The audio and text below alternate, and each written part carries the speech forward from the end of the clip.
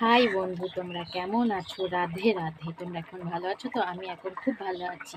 তাই আজকে আমি কি কি রান্না করছি তোমাদের সাথে তোমাকে দেখাবো। তোমাদেরকে দেখো, এখন হয়ে গেছে ভাত, তারপরে হয়ে গেছে শাক, এটা ডাল, এটা ডিমের কালিয়া হবে, আর এটা হচ্ছে ফুলকপি আলুর তরকারি। দেখো, ফুলকপি আলুর তরকারি আমার হয়ে গেছে। এখন আমি তরকারিটাকে নামিয়ে নেব। এরপর আমি একে একে ডিমগুলোকে ভেজে নেব। দেখো,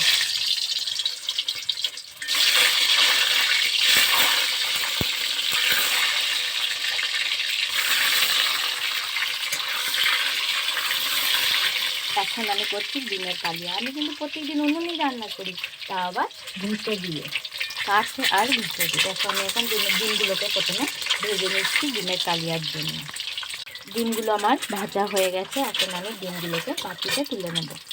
এবার আমি কড়াইতে একটু সম্বরা দিয়ে দিলাম, তারপর পেঁয়াজ কুচি, টমেটো কুচি দিয়ে দিলাম। এটাকে এরপর ভালোভাবে নাড়াচাড়া করে দিতে হবে একটু।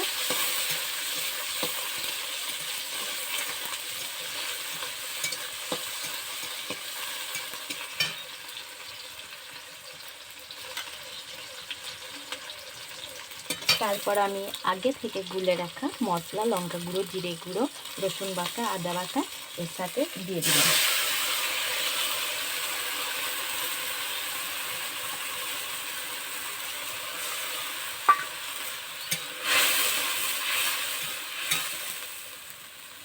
মশলাটাকে এখন আমি একটু কষিয়ে রান্না করে নেব।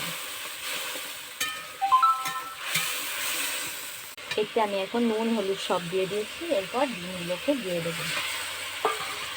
ডিমগুলো মশলার সাথে ভালোভাবে মাখিয়ে নেব।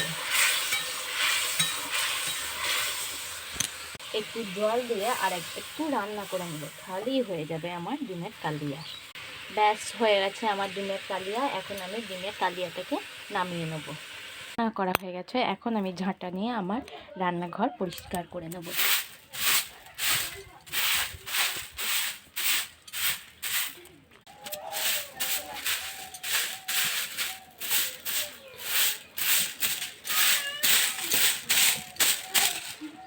এবার আমি আমার রান্নাঘরটাকে গোবর জল দিয়ে লিখিয়ে নেব।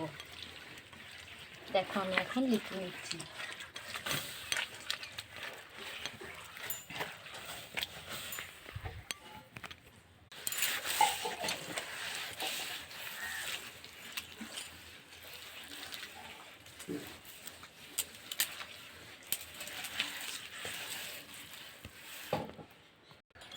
আমার বাসন ধোয়া হয়ে গেলেই কাজ শেষ।